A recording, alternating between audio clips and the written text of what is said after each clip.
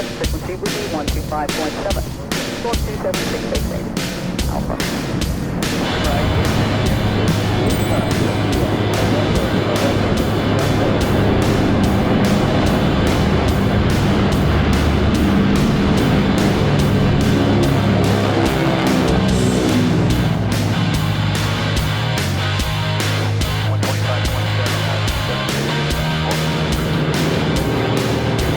In the late 1940s, if you wanted to catch a plane around the States, or even over to Paris, chances are you'd be stepping aboard one of history's most beautiful aircraft.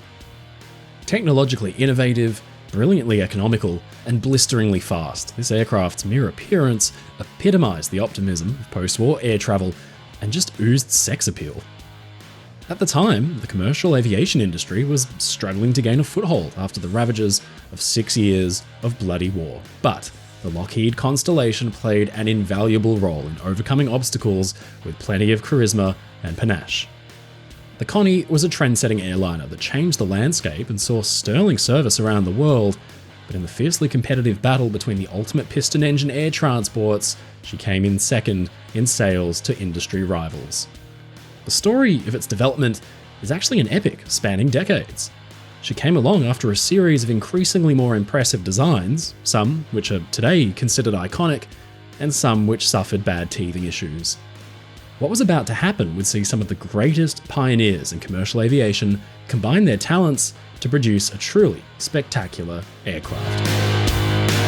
Ladies and gentlemen, I'm your friend Mike Brady from Airliner Designs, and this is the story of the Lockheed Constellation.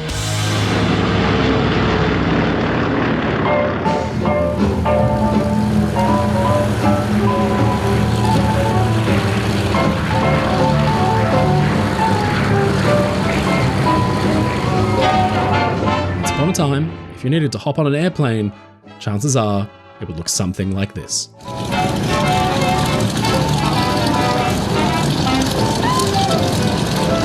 Sleek and gleaming silver in the late 1930s and early 40s, a new generation of passenger airliner was slowly appearing at airports around the world. Technology was changing at such a rapid pace that air passengers viewed these modern, all-metal behemoths like how we might view spaceships today if aliens were to land on Earth.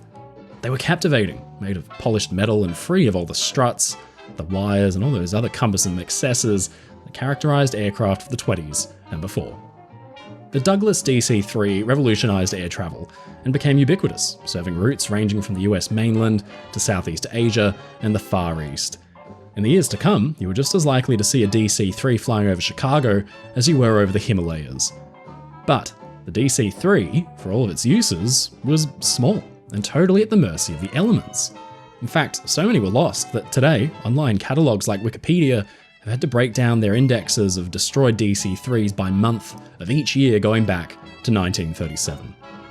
Something bigger and safer would be needed to take the travelling public to the skies, and some dreamers even schemed of an aircraft that could bridge the USA and Europe to challenge the great ocean liners that dominated the Atlantic passenger trade.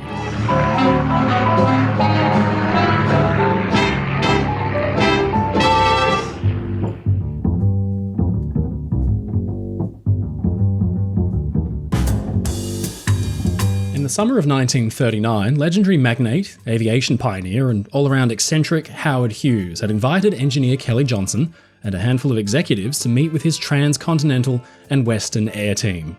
Hughes was the airline's owner, and he wanted to discuss what he called the airliner of the future, something that could carry more people further and faster than ever before, and at the same time settle an old rivalry between TWA and the likes of Pan Am.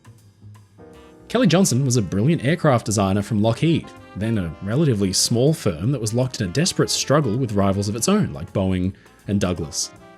Johnson and his team had worked long and hard on the design of an airliner they called the Excalibur that existed only on paper, but it became clear that the performance Hughes wanted couldn't be met by that design. It would need to carry more passengers, around 100 miles per hour faster and 1,000 feet higher than what Johnson and his team thought their design could manage. This specification was extremely ambitious for the time, and it's difficult to convey exactly how much more advanced than existing airliners this aircraft would have to be. Hughes wanted a deluxe transcontinental airliner capable of flying non-stop between Los Angeles and New York in 8 or 9 hours, carrying 6,000 pounds of payload at a speed of between 240 to 300 miles per hour and at 20,000 feet. That was a distance of over 2,000 miles at a height that even military transport struggled to reach, and at the speed of the most modern single-seat fighters. Johnson and his team at Lockheed would have to go back to the drawing board and leverage all their experience and know-how to give Hughes the kind of airliner he needed to dominate the skies. And fortunately, Lockheed had exactly the kind of experience it would take to pull it off.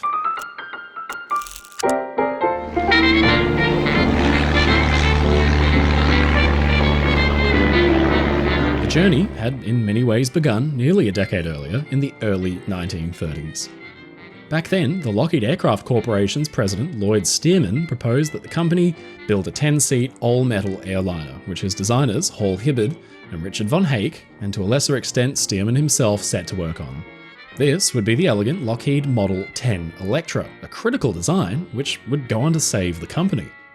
Lockheed was emerging from serious financial troubles at the time following the Great Depression, and it even went into receivership in 1931. It was a rocky time, but the company hoped the Electra would give them the win they desperately needed. Preliminary designs for the Model 10 revealed a sleek, low-wing airplane with a single fin capable of carrying 10 passengers who had to step right over a carry-through wing spar that crossed straight through the cabin. Then, there came a sliding doors moment early in its design. While its aerodynamics were being trialled at the University of Michigan, a young 23-year-old aerodynamicist's assistant named Clarence Kelly Johnson wrote an unofficial report on it. He suggested changes, which included the removal of the single fin. Now, this was a very bold move, and it actually impressed Hibbard so much that he offered the young man a position with his staff. His first task? Redesigning the Model 10's tail. Johnson added 2 oval end-plate fins at the ends of the horizontal stabilizer, which was incorporated into the prototype while it was still under construction. This gave the aircraft all the necessary lateral stability and vertical stabilizer surface area it needed, while keeping the tail relatively small, so it created less drag and could fit in most hangars without snagging on the roof or a door. By bringing Johnson into the Lockheed fold, Hibbard didn't realize it at the time, but he was nurturing the career of one of the greatest aircraft designers in history. A local Michiganite born to Swedish parents, Kelly Johnson was 13 years old when he won his first prize of many for aircraft design.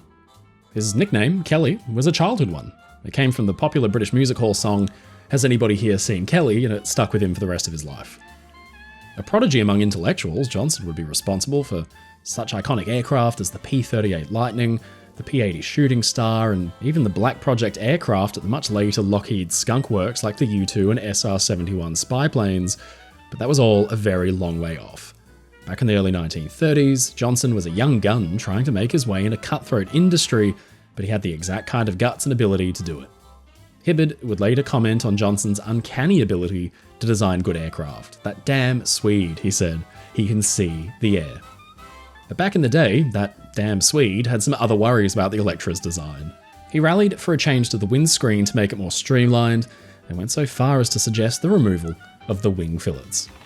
These sit at the inboard edge, where the wing meets the fuselage.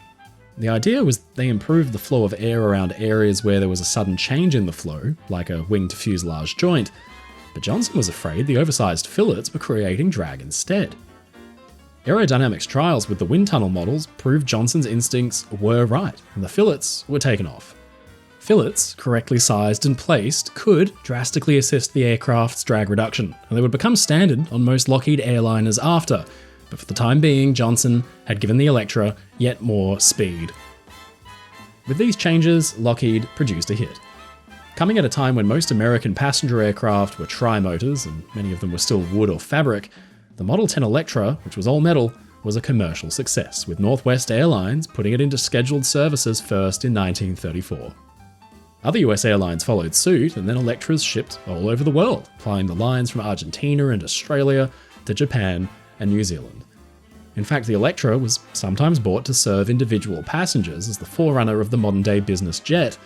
By far the most famous user of the Electra was Amelia Earhart, the record-setting darling of US aviation. She bought a Model 10E converted especially for long-distance flight, and it was in this exact aircraft that she and her co-pilot, Fred Noonan, disappeared in July 1937 while attempting to circumnavigate the globe. But that unfortunate incident aside, the Electra was exactly the kind of aircraft Lockheed needed to mark its place in the fiercely competitive aviation world, and its sleek aerodynamic form with those powerful engines relative to its size set the pattern for all Lockheed aircraft to come.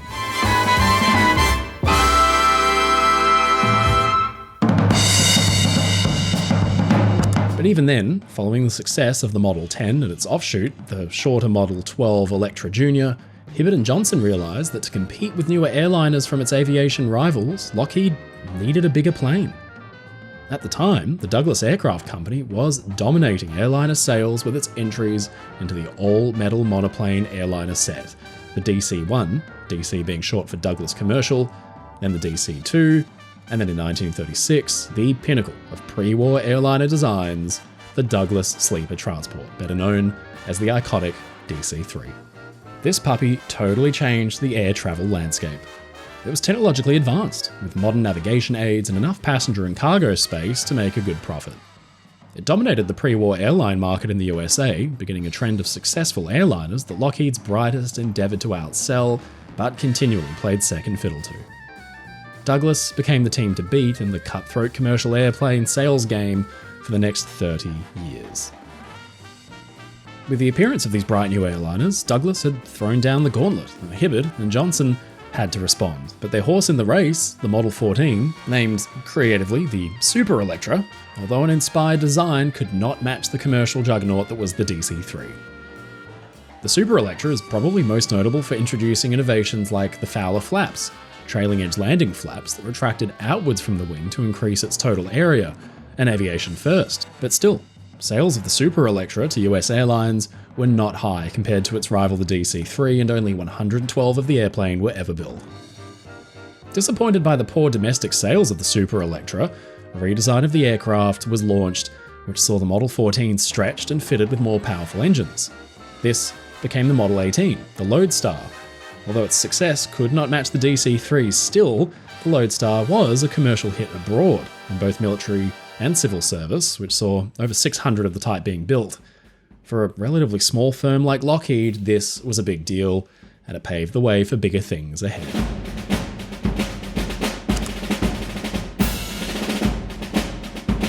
With the clouds of war on the horizon in Europe, a massive rearmament program was undertaken by the British Armed Forces.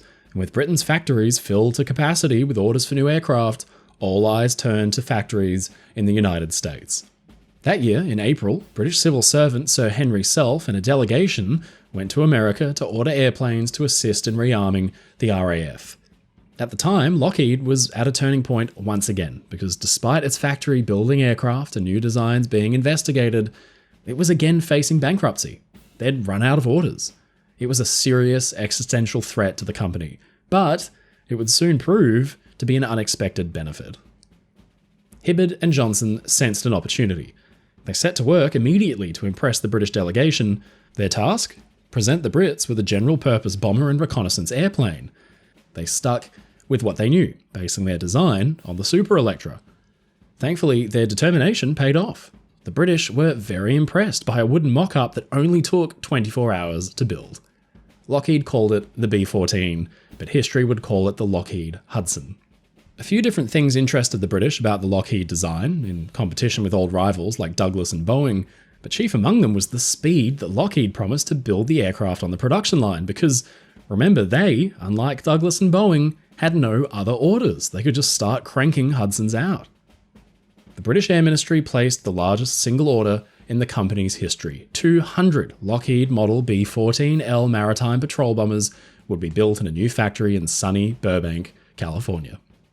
RAF Air Commodore Arthur Harris, who'd accompanied the British mission to America in 1938, wrote, "I was entirely convinced that anyone who could produce a mock-up in 24 hours would indeed make good on all his promises, and this, Lockheed, most certainly did."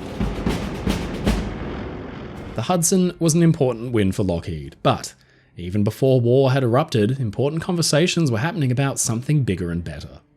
In the late 30s, Sir Henry Self had approached Lockheed looking for new aircraft, and Johnson and his team had begun investigating an airliner that might challenge Douglas's massive DC-4E, a huge, one-off, 42-passenger carrying aircraft built at the behest of United Airlines. This project became the Lockheed Model 44 Excalibur, which was really just a scaled-up Electra with 4 engines, tricycle undercarriage and space for 32 passengers. But then came that fateful meeting with Howard Hughes. So, Hughes wanted the airliner of the future, something much more easily said than done. The new aircraft would need to fly as fast as a modern-day fighter plane, but Johnson and co. didn't laugh at the idea. They set about thinking about how they could pull it off. They scrapped the Excalibur and went back to the drawing board. To achieve that incredible performance, Hughes insisted that the aircraft needed to be pressurized to make sure it could reach those high altitudes where it wouldn't be hampered by poor weather. He also insisted on fitting the now legendary but then new and largely untested Wright R3350 duplex Cyclone engine, which, combined with a low-drag fuselage profile, might give that high expected performance. This was a massive gamble by Hughes, instructing an aircraft company that specialized only in small, twin-engine airliners to build such a large, advanced aircraft with performance that outshone anything else in the air at the time was an enormous risk. But Hughes, having flown his own Lockheed 14 around the world in 1938, was convinced that if anyone could do it, the irrepressible team of Hibbard and Johnson could. By July 1939, they'd drawn up a design which had been guided by the Excalibur, and it was a thing to behold, even on paper. It drew from the collective experience the team had earned from the previous 8 years of designing aircraft together. It made use of the Model 14's groundbreaking Fowler flaps and the twin fins fitted to company aircraft since the Model 10, but it was supplemented by a center fin, the first fitted to a company aircraft, while still distinguishing it as a Lockheed product. This tri-fin tail also had a very practical purpose. By splitting the surface area of one huge fin into 3 smaller ones, the Model 49 would be able to fit within the smaller TWA hangars of the day. Designing the Model 49 was a defining moment for Lockheed. Hibbard later said that up to that time, we were sort of small-time guys, but when we got to the Constellation, we had to be big-time guys. We had to be right, and we had to be good. It wouldn't be an easy road because the team was suddenly confronted with an unexpected design hurdle. The Model 49 didn't just borrow from older airliners that Lockheed had produced. It also took its wing profile, enlarged and expanded, from a fighter they'd been developing for the US Army Air Corps, but it was a design which would shortly show an alarming Achilles heel.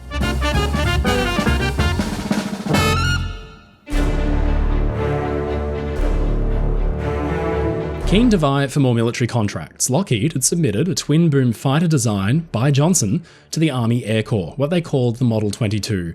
It was designed as a pursuit fighter with one thing in mind: absolute speed. Once again, Johnson's keen eye had paid off. Lockheed secured a contract for a single prototype, given the designation XP-38. It first flew in January 1938 and was unlike any other fighter in existence at the time. Again, Lockheed had broken the mold with the P-38. It was eventually named the Lightning, fitting, because this remarkable fighter was shockingly quick. But there was trouble on the horizon. Tests showed that the aircraft began to experience what pilots thought was a tail flutter, violent shaking and buffeting of the tail if it wasn't rigid enough. But Kelly Johnson was adamant the issue was something else. In the spring of 1941, Major Signer Gilkey encountered the issue when diving his aircraft from a height of 30,000 feet.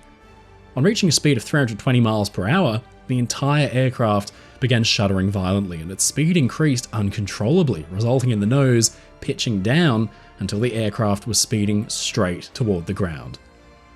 Gilkey was able to recover from this frightening episode, but other P-38 pilots were not so lucky. In November, a Lightning crashed and killed test pilot Ralph Furden when the tail separated after a high-speed dive. Johnson desperately requested wind tunnel tests to be run, and they revealed a problem, a little thing called compressibility. The issue was clearly related to the Lightning's high speed, especially in a dive.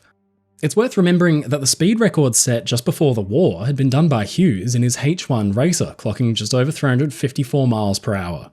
The Lightning was rated at another 60 miles per hour quicker. But this was just performance that had never really been reached or studied before. It was a leap into the unknown, and Johnson was keen to figure out what was going on.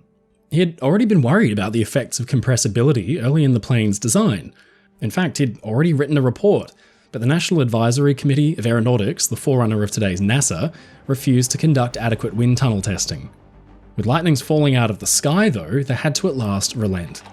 Tests revealed that although the P-38 couldn't reach supersonic speeds, that is, speed faster than the speed of sound, around 760 miles per hour, it was going so fast that air travelling over the flight surfaces was reaching the speed of sound. This had some dangerous complications.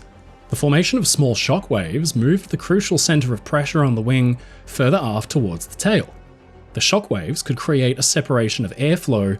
The tail couldn't effectively form the downwash required to generate lift. The result was a big, heavy aircraft moving at high speed which could no longer keep itself in the air effectively, and of course the faster it went, the worse the issue got, in a kind of self-fulfilling cycle. Not only that, but the controls would lock thanks to the intense aerodynamic forces at play. The P-38 could hurtle into the ground, leaving the pilot absolutely no options to regain control or even get out of the cockpit. It was a horrifying realization that came after a prolonged period of frustration and testing for the Lockheed team. But with the cause discovered, they realized something drastic needed to be done because P-38s would soon be reaching frontline units. Obviously, the solution would require a redesign of the P-38's wing, but with war raging in Europe, the solution had to be a stopgap. The government would not allow the flow of P-38s off the production line to be interrupted. After wind tunnel testing was finished, Lockheed and the NACA came up with a small dive recovery flap under each wing just outboard of the fuselage booms. It wasn't the cure hoped for by Johnson, but it undoubtedly prevented the loss of more P-38 pilots' lives. But this issue was concerning to Johnson and his team for other reasons, because Lockheed had been designing the Model 49 airliner and transport and copied the P-38's wing profile. Kelly later said, "I broke an ulcer over compressibility on the P-38 because we flew into a speed range where no one had ever been before, and we had difficulty convincing people that it wasn't the funny-looking airplane itself, but a fundamental physical problem." We found out what happened when the Lightning shed its tail, and we worked during the whole war to get 15 more knots of speed. We saw compressibility as a brick wall for a long time. Then we learned how to get through it. This kind of lesson was a bitter pill to swallow, but it would prove crucial in pushing the design of TWA's new airliner forward because it was designed to operate at the same speeds as the P-38. The new airliner drew its wing shape from the fighter because of wind tunnel tests that showed that even though it suffered from more drag than other forms, it would offer excellent stalling characteristics and maximum lift coefficient at the intended operating speeds. That, and the plan form, would provide excellent handling qualities like remarkable stability in bad turbulence, and even a quick spin recovery that would one day see the new aircraft hailed as a favourite of pilots the world over. But even though it was optimised for speed, the Fowler flaps borrowed from the Model 14 would make sure the aircraft would be able to land and take off at slow speeds without stalling and falling from the sky, while the tail used an oversized elevator to provide even more lift at slow speed. With lessons learned from the P-38, Johnson ensured the future airliner wouldn't suffer from the same issues, and the modified wing form was approved for use. But as the design progressed once again, Lockheed's commercial foes, Douglas and Boeing, were also at work producing their own rivals to the Model 49. There was the redesigned DC-4 and the Boeing 307, but the Lockheed design was by far the most advanced. This new aircraft had been referred to as the Excalibur A, but now, with the design being finalised, it got a new name, one as pretty as its elegant lines. It would be called the Constellation. Hughes was delighted by the final design. He rewarded Lockheed for sticking to the stringent requirements by placing an order for a total of 40 Constellations from TWA, with construction beginning on the first example of an initial batch of 9 aircraft in June 1940. Not to be outdone, Pan American ordered 30. The Constellation was underway. More orders started to come through even before the first prototype had taken to the air, but then there came a shocking blow. America was going to war.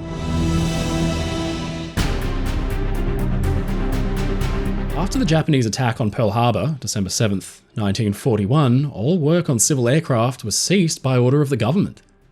It was like a thunderbolt. The order threatened to totally halt the Constellation's development and maybe even kill it. But once again, Johnson and Hibbard sensed an opportunity. The Constellation had all the characteristics of a plane that was extremely attractive to the military. The Airliner would be able to hit speeds faster than a Japanese Zero fighter aircraft. With a prototype under construction, how could the Army ignore it? But what exactly would the Army use it for? Well, after some toing and froing, the Lockheed engineers grew impatient with the Army's indecision and they prepared a detailed report on the militarized Constellation, effectively telling them what they could do with this new plane. This actually had the desired effect, and the Army and Lockheed signed a contract for 260 militarized Constellations, known as the C-69, on September 9th, 1942.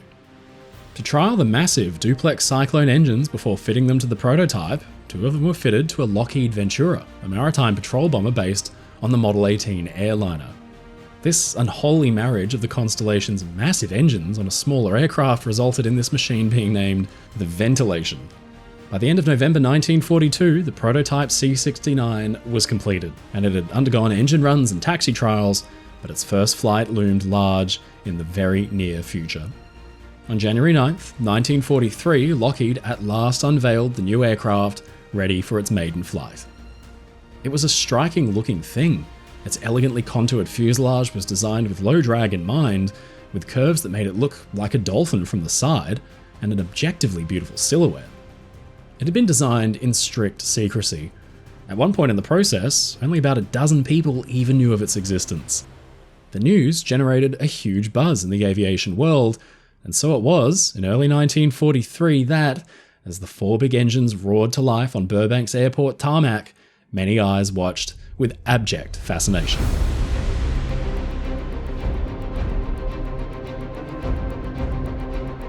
In the cockpit were Lockheed's chief test pilot Milo Burcham and Eddie Allen from Boeing. A strange pick, but Allen had experience with big birds that Burcham didn't. Behind them in the cabin was Kelly Johnson and a handful of Lockheed staff keen to see what the new kite could do. Burcham and Allen taxied her and then, poised at the end of the runway, they advanced the throttles. The 4 duplex Cyclones began to roar, and the Constellation was off.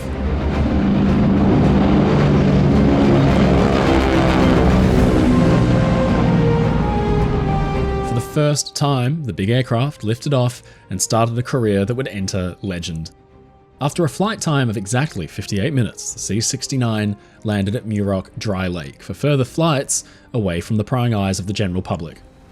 Over the next few hours, Allen in the cockpit gave his seat to Lockheed test pilot Milo Burcham, who quickly familiarized himself with the aircraft and conducted its return flight to Burbank. After a total of 6 test flights in one day, Allen turned to Lockheed's president Bob Gross and said, "Mr. Gross, this plane flies perfectly. You don't need me anymore. I'm going back home to Seattle."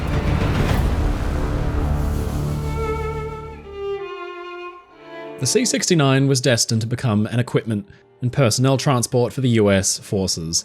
In February 1942, all the aircraft on order and under construction for TWA and Pan Am were called up for US Army Air Corps, later US Army Air Force service, and Lockheed was preparing to hand over the first prototype when tragedy suddenly struck. On February 18, 1942, just weeks after the C-69 had first flown, the second prototype Boeing B-29 Superfortress plunged to the ground following an engine fire, killing Eddie Allen at the controls. The 9 others aboard perished, along with 21 people on the ground, immediately losing their lives when it struck Seattle's Fry meat packing plant. The cause of the in-flight fire? The B-29's Wright duplex Cyclone engines. Just after takeoff, a fire broke out in number 1 engine, the left-hand outboard unit, which quickly went out, but shortly after Allen announced his intention to burn some fuel off before coming back to land, the fire had reignited. This time, it spread furiously, burning through the wing spars. Fed with raw fuel from the ruptured lines to the now silent number 1 engine, suddenly the stricken aircraft broke apart in the air and fell to the ground, resulting in the deaths of those 34 people. It sent shockwaves through the US aircraft manufacturing industry. The issue would need to be investigated and solved, and in the nacelles of the Lockheed C-69s were the exact same engines that had caught alight aboard the B-29. This was a massive blow to the company because the Constellation was designed specifically to be powered by the big 18-cylinder radials at Howard Hughes' specific insistence.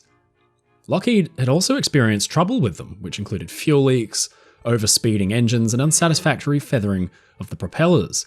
It wouldn't be until June 18th that the prototype would take to the air again, this time fitted with duplex cyclones that were lower rated than production engines that Lockheed would hope be fitted eventually to in-service aircraft. Of course, performance would suffer, but it would have to do. The first prototype Constellation was finally ready for the type's, albeit military, in-service debut. On July 27, 1943, the first C-69 was officially handed over to the Army, and despite ongoing issues like those pesky fuel leaks, the Constellation was put into service. By this time, though, the Army had placed an order for another 180 examples. It was time for the Constellation to prove itself, and it was Howard Hughes who was at the forefront. On April 17, 1944, the second prototype, this time decorated in TWA colours instead of the military olive drab, took off from Burbank and flew non-stop to Washington, D.C. in just 6 hours and 57 minutes with Hughes and TWA President Jack Fry at the controls. The flight was a roaring success and a PR triumph. It was officially the delivery flight of the second prototype to the Army, but Hughes, being the astute businessman that he was, didn't miss the opportunity to show off to his competitors the aircraft that he had had a hand in designing. At an average speed of 330 miles per hour, the flight shattered the previous transcontinental flight time set by Hughes himself in his single-seat H-1 Racer back in 1937. Then, April 26th, the aircraft was flown to Ohio, where it received a welcome from a very special guest. Orville Wright, one half of the brotherly duo who had first sent a powered, heavier-than-air plane into the sky way back in 1903, was invited aboard. His eyes twinkled as he sat in the right seat. Originally intended just to be a passenger, Wright was invited up front by Lieutenant Colonel George Hatcher. It was the first time in over 2 decades that the old aviator had piloted an aircraft, but his heart must have thumped as the 4 duplex Cyclone engines in his command roared with mechanical fury. Of the Constellation, Wright said that it was absolutely marvelous. You can say that I ran the whole thing, put exclamation points and question marks around that, because all I had to do was just let it take care of itself. It's a fine plane. It was really fine. Wright died a few years later in 1947, but that flight in the Constellation was the last time he would ever take to the skies.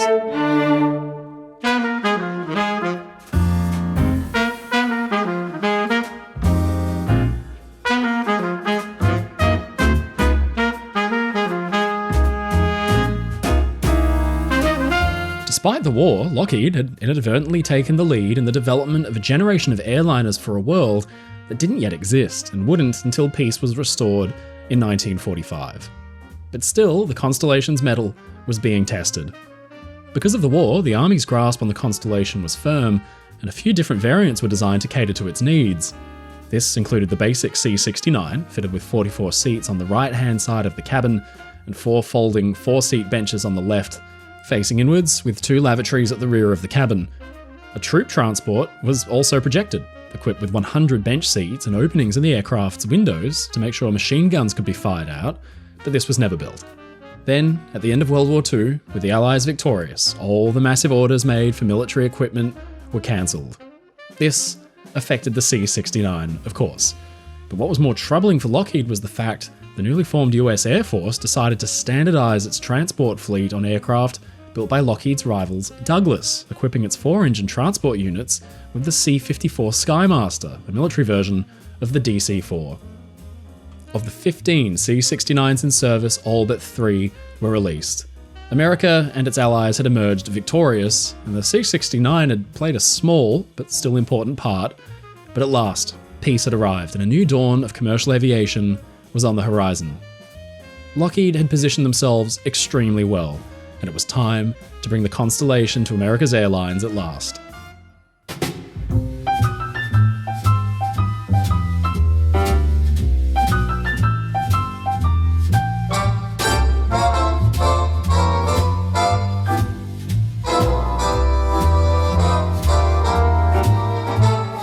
Right off the bat, the Lockheed L-049 Constellation was a very attractive offering to airlines who suddenly faced rapidly increasing peacetime commercial traffic. The aircraft was like a breath of fresh air. Inside its magnificent sweeping fuselage, a crew of 4 occupied the flight deck, with 44 passengers seated 2 abreast of the aisle in the spacious cabin. Lockheed reasoned that the extra complexity of the aircraft's systems, including a pressurization system, warranted the added weight of a flight engineer and his station. His role was vital, being responsible for carrying out important functions like optimizing fuel consumption, monitoring the cabin pressure, and the multitude of all those electrical systems aboard. But despite the drawbacks of having an increased crew size, the presence of the flight engineer actually made the Constellation a very easy aircraft to fly for the pilot and co-pilot. Those big duplex Cyclone engines would prove their worth as well. They produced almost double the horsepower per engine of the competition Douglas and Boeing, at around 2,200 shaft horsepower each. This offered greater takeoff performance, longer endurance, and even better reliability now that the kinks had been ironed out of the engine units. But of course, it gave the civilian Constellations that cracking cruising speed. There'd been a huge amount of thought given to the aerodynamic shape of the fuselage, and its drag reduction was a success. Despite the frontal area of the DC-4 and Constellation actually being the same, the drag on the latter was 13% less than on the Douglas. Other innovations advancing it beyond its contemporaries included that pressurized fuselage. Although the Boeing 307 pipped it to the post as the first pressurized airliner, pressurization on airliners meant they could at last fly at higher altitudes well above heavy weather and bad turbulence. Electric compressors conditioned the atmosphere within the Constellation's fuselage, which was strengthened to withstand the difference in pressure within and outside the cabin. Not only that, but the cabin was air-conditioned as well, something passengers who might have to wait for pushback in the heat of summer might well appreciate. Another huge innovation was greatly appreciated by the pilots. Lockheed had spent years developing and improving a hydraulically boosted flight control surface system. This was the aeronautical equivalent of a car's power steering, and the Constellation was the first airliner to be fitted with them as standard. Lockheed thought it was so important they built a full-scale prototype and tested it for 3 years, even operating it at -70 degrees Fahrenheit. So to that end too, since the aircraft was designed to operate at very high altitudes, the wings had to be fitted with electric de-icing.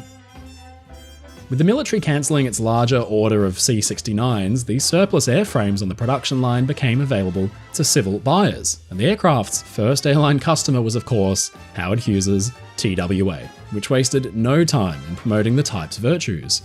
Granted permission to operate the type on December 11th, 1945, a few days earlier, a TWA Constellation named the Paris Sky Chief, loaded with 23 invited guests, flew the type's first transatlantic flight, taking off from New York's LaGuardia Airport and landing at Paris's Orly Airport just 14 hours, 47 minutes later.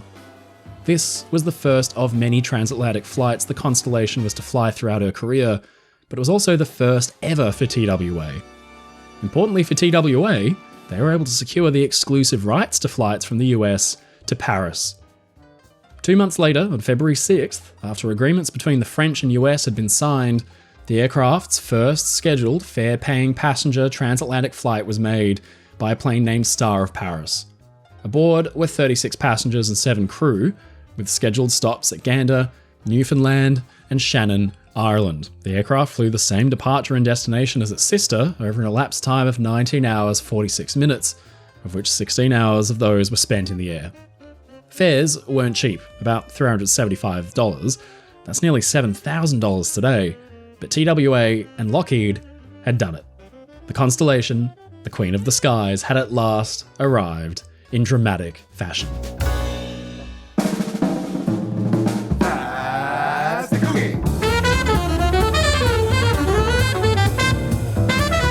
The ability of the Constellation to fly above 90% of the weather with its passengers in the comfort of a pressurized cabin transformed air travel overnight. Aircraft had made flights across the Atlantic before the war, sure, but the flight times were lengthy and levels of comfort were nowhere near as nice as what the Constellation offered. Before the Constellation, regular transatlantic travel was the preserve of ocean liners and the infrequent but luxurious giant zeppelins. Before the war, if you wanted to get across the Atlantic in under a day, you just couldn't do it. The option simply didn't exist. The fastest ocean liner, Queen Mary, would still take 4 days and change, German airline Lufthansa had flown a Focke-Wulf FW200 Condor between Berlin and New York in 1938 in just over 24 hours, but this was just a trial flight.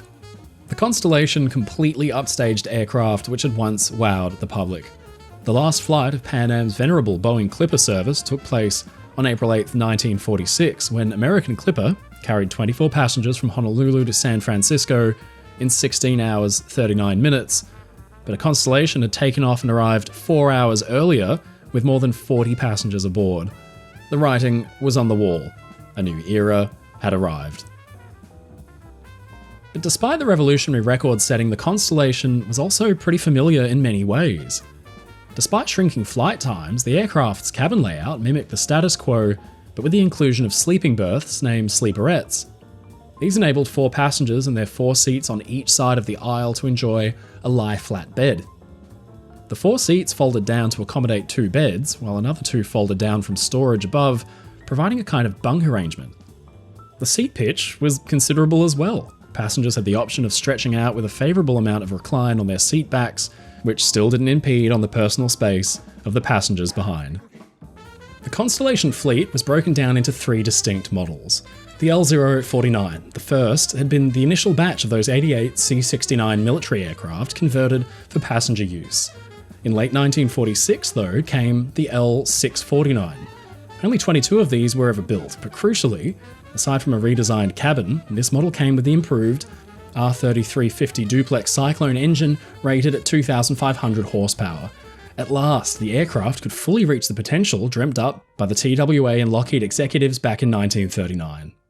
The L649 was only to see limited use though, because an even more improved model was on the horizon. The L749, designed specifically for those big, long-distance international flights. It had bigger fuel capacity, giving it a maximum range of about 5,000 miles compared to the 649's 4,000.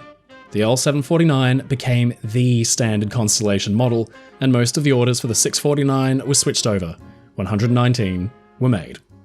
Joining TWA in operating the Constellation was rival Pan American, which received a total of 22, and American Overseas Airlines, who received 7. Well, the variant, especially intended for overseas operation, the Model 749, had 23 machines go to US airlines, including TWA, Pan Am, and Eastern. On its inaugural transatlantic service, a Pan Am Constellation actually beat TWA's record-breaking flight time across the Atlantic by landing at Bournemouth, England, with stopovers in Gander and Shannon to slash TWA's time by an incredible 7 hours. International carriers who bought the flash new airliner included Air France, Air India, BOAC, Dutch KLM, and Australia's Qantas, to name just the biggest operators. With the Model 749, Lockheed introduced the ability to fit the aircraft with different engines, like the Bristol Centaurus and the Pratt & Whitney Double Wasp, as it had done with its previous twin-engine airliners back in the 30s. But maybe surprisingly, despite the type's troubling reputation, customers preferred the duplex Cyclone. Immediately, the Constellation entered service and threw down the gauntlet to its US-built competitors by establishing international routes to destinations all over the world, pushing deep into Europe, and inaugurating the first scheduled passenger service between Italy and the United States, flown by a TWA Constellation, appropriately named Star of Rome, in February 1946. But, domestically, the Constellation did not do well sales-wise, no thanks to Howard Hughes himself, who, when signing the contract with Lockheed to build the type, had stipulated that no other airline except TWA could fly transcontinental routes east to west across the US for a specified amount of time after they'd begun its services. This resulted in both American Airlines and United buying Douglas DC-6s instead. It was precisely the outcome Lockheed didn't want. Despite this though, because of the advanced development of the C-69 during the war, and Lockheed's decision to refit C-69s on the production line as passenger airliners at the end of the war, Lockheed maintained a sizable workforce at a time when contracts were being slashed and mass staff layoffs were the order of the day at military factories around the country, as America's military production machine wound down for peacetime. This action alone ensured that Lockheed was ahead in the Constellation's development over its post-war rivals by nearly 18 months. Despite all this momentum though, Lockheed did not begin to make a profit on the Constellation until well into the late 1940s. Not to be outdone, Lockheed's old rival Douglas had developed a bigger version of its DC-4 unpressurized airliner as a direct competitor to the Constellation. It was called the the DC-6. First flying on February 15th, 1946, and introduced into service the next year, the DC-6, like the Constellation, was pressurized and was optimized for long-distance travel, with the 1159 variant capable of reaching nearly 4,000 miles. Through the 50s and the 60s, the two airliners battled one another for sales supremacy, each airline flying competing routes with these aircraft, offering diversity in service in a bid to attract different customers. But because of Howard Hughes' restrictions on airlines buying Constellations to fly those transcontinental US routes, the biggest customers of the DC-6, rivals to TWA, like American Airlines and United, immediately began to make a profit with their Douglases. What's more though, the DC-6 could match the Constellation's performance, and it was more reliable. Those big duplex Cyclones still remained a maintenance headache throughout the Constellation's career, whereas the DC-6 was fitted with four 2100 horsepower Pratt & Whitney double Wasps. It was the engine that had powered aircraft like the Vought F4U Corsair and the Grumman F6F Hellcat during World War II. Having reached a peak of maturity, the R2800 was a war-proven, reliable engine without the history of failures attributable to the Constellation's duplex Cyclones. To add salt into the Constellation's wounds, sales of the DC-6 really exceeded those of the original Constellation by a huge margin. All up, a total of 277 Model 49 Constellations were built, compared to 704 DC-6s. Despite this, globally speaking, the DC-6 and the Constellation dominated international air travel, and nothing built anywhere else in the world came close. That is to say, until something bigger and faster came along.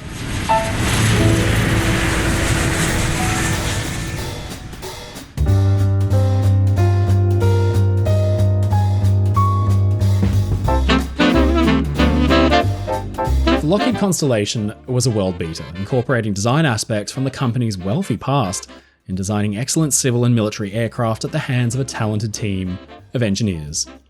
In service, after a somewhat shaky start, it spurred on the development of post-war international air travel for passengers in degrees of comfort they had not experienced before. Its high performance, technological superiority, and innovative design set it apart from its rivals thanks to men like Clarence Kelly Johnson and Howard Hughes, who had vision enough to will this extraordinary aircraft into existence. In sales, it always played second fiddle to the juggernaut that was Douglas Commercial Airliners, but still managed to outshine them with sheer charisma alone. Its striking good looks ensuring it stood out on airport ramps wherever it made an appearance, especially when compared to the somewhat utilitarian design of the Douglases.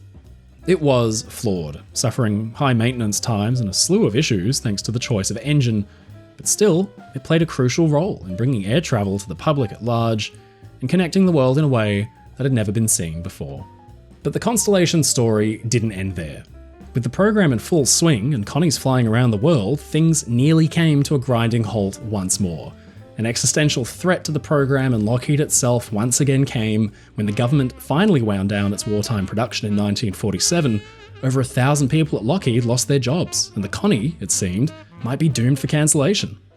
What would happen next would see Hibbard, Johnson, and the Lockheed executive team's relationship with the US military save the entire family of aircraft with the introduction of a new constellation for the Air Force and the Navy. That, and Lockheed still had to answer the Douglas threat.